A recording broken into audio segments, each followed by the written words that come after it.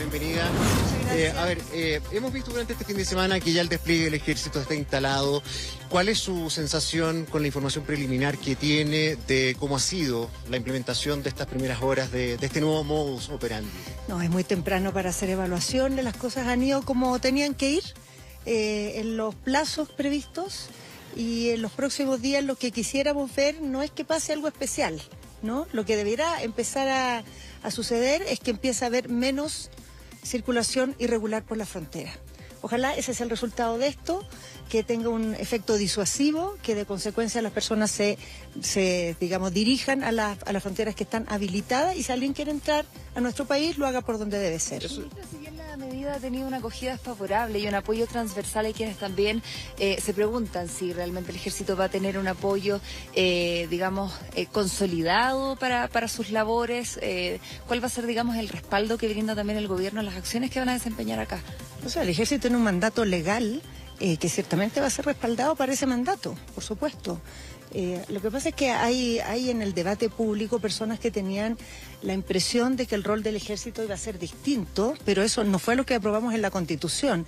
En la Constitución lo que establecimos es que el ejército se instale en las zonas fronterizas donde hay circulación, irregular, y en esos lugares haga tres cosas. En primer lugar, si sorprende a personas circulando que podrían haber entrado al país de manera irregular o que estén cometiendo algún delito, haga un control de identidad. En segundo lugar, si ve indicios de algún delito, haga un registro del equipaje.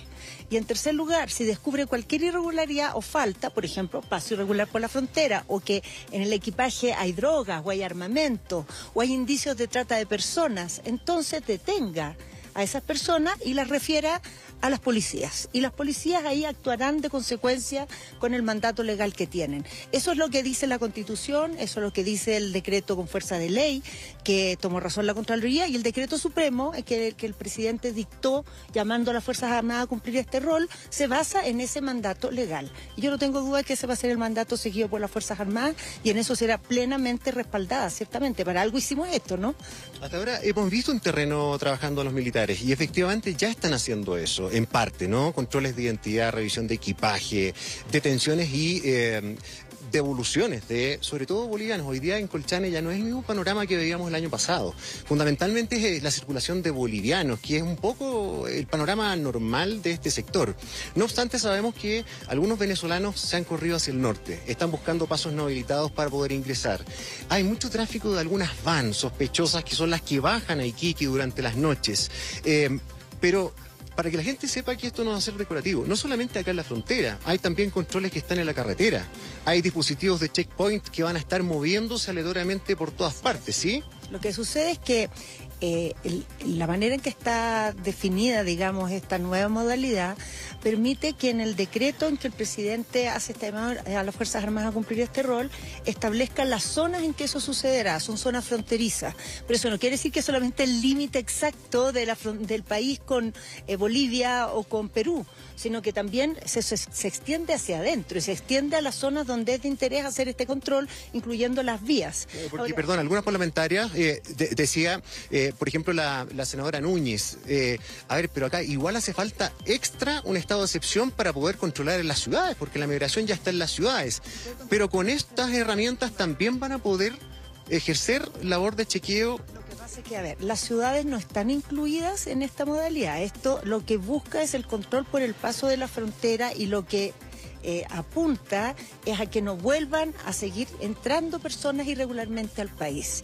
Lo que tenemos que hacer respecto a las personas que ya están en el país es diferente, y se va a regir por otro tipo de instituciones. Para eso está la política migratoria, para eso está el reforzamiento que estamos haciendo de las policías, y también el equipamiento que estamos entregando para poder empadronar a las personas que ya están en el país, porque la dificultad mayor es que muchas de esas personas entraron de manera irregular y hoy día no sabemos quiénes son, no tienen una identidad definida en nuestro país, no tienen antecedentes, no tenemos un registro biométrico de ellos, no hay una fotografía, no hay una huella dactilar. Entonces, para eso hay una política, un instrumento nuevo que se desarrolla justamente en paralelo, que se llama este empadronamiento. Eso va a permitirle a la PDI, y también vamos a hacer algo similar a través de la Organización Internacional de Migraciones, que las personas que ya están en Chile sean empadronadas y tengan una identidad. Y algo muy importante que decir respecto a esta circulación por la frontera. La forma en que se definieron estas zonas, que tiene que ver con los lugares donde hay pasos no habilitados y que tienen, digamos, habitualmente esta circulación, lo que buscan es precisamente que concentremos esta energía de esta nueva modalidad en el ingreso de nuevas personas. No pidamos a este instrumento otras tareas que la tenemos que hacer a través de instrumentos distintos. Dos cosas, además del despliegue del ejército, que como bien lo decía acá Gonzalo, lo hemos visto, ¿no? Desde muy temprano.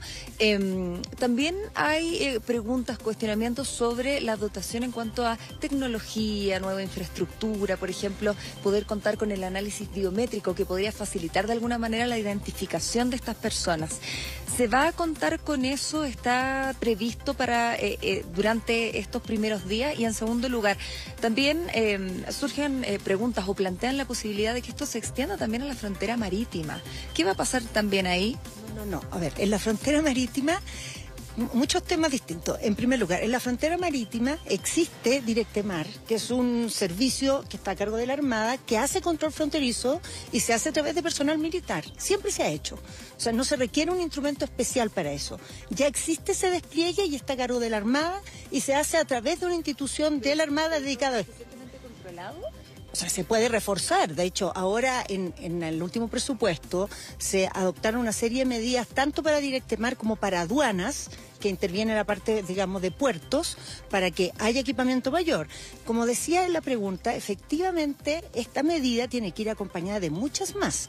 O sea, de hecho, en paralelo que está implementándose esto, en las próximas semanas va a llegar aquí la instalación de un sistema de observación fronterizo, que son unos módulos nuevos con tecnología que permiten con unas estaciones observar, digamos, tener una observación visual y nocturna a través de cámaras térmicas de la circulación por la frontera. Y esto es parte de un piloto que se va a extender después a otros lugares. Al mismo tiempo, en el presupuesto se aprobó equipamiento nuevo para aduanas, para tener sistemas de escáner mucho más sofisticados de lo histórico y de esa manera poder también identificar la mercadería que circula en la frontera.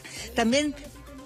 ya lo mencioné previamente, el análisis biométrico es algo que también está aprobado y que es parte de la nueva política migratoria, que la PDI va a tener un sistema para registrar a las personas y con eso, ¿qué vamos a tener de consecuencia? Que si alguien entra al país y lo tenemos registrado, el día de mañana, si llega a cometer un delito, vamos a saber identificarlo por su fotografía o por su huella dactilar. No va a ser como ahora, que en muchos casos estamos a ciegas, porque no tenemos esos datos. Y hay que decir, el análisis biométrico también sirve para otras cosas, para que las personas puedan hacer sus trámites, para que las personas que vienen al país y migran, que es la enorme mayoría. O sea, no hagamos aquí la confusión de pensar que el tema migratorio es un tema criminal. Dentro de la gran migración, que fundamentalmente trae gente que viene a trabajar al país, a rehacer su vida, porque en sus países hay una situación trágica.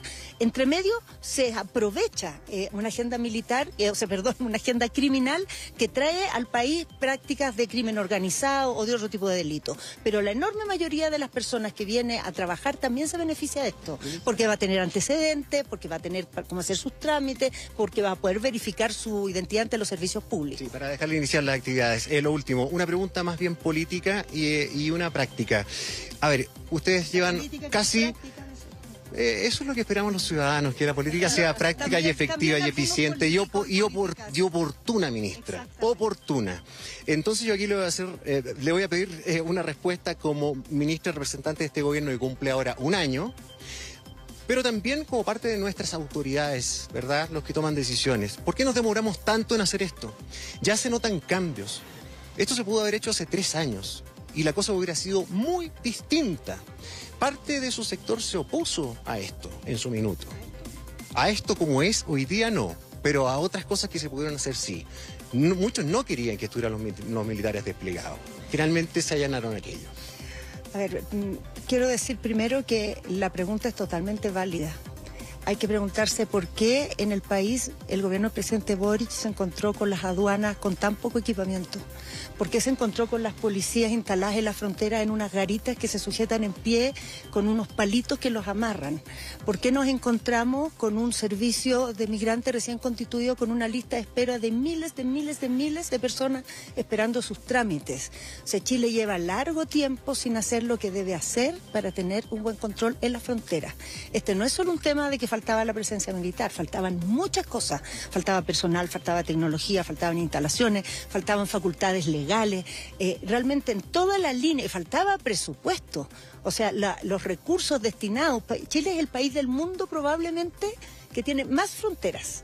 Por la forma que nosotros tenemos, somos un país muy largo, tenemos una frontera, digamos, marítima y por el otro lado de montaña, tremendamente extensa. Entonces, debiéramos ser de consecuencia un país que la temática de la política fronteriza ocupe un lugar muy relevante, ocupe mucha energía, muchos recursos, mucha institucionalidad, y no ha sido así. Por eso nos ha sorprendido tan desvalidos este momento de auge migratorio, y por eso es que tenemos que muy seriamente transmitirle a la ciudadanía que si queremos tomarnos en serio estos temas tenemos que actuar en muchas líneas. No hay una bala de oro, una pepita de oro que va a resolver todo el tema. Y eso es lo que está haciendo responsablemente este gobierno y buscando instrumentos apropiados, porque cuando se pensaba que la solución a esto era el estado de emergencia, el estado de emergencia tiene una cobertura y tiene un propósito que es mucho más amplio y que abre muchas complejidades distintas de este instrumento que creamos acá, que es un instrumento para esto, que busca focalizarse en el problema que tenemos aquí. Si no, probablemente podríamos ayudar a resolver un problema, pero generaríamos o tendríamos el potencial de generar otro. Gracias, ministra. La ministra Carolina Toá, que nos da el tiempo, ¿verdad?, para responder a estas preguntas, llegando, literalmente bajándose del avión.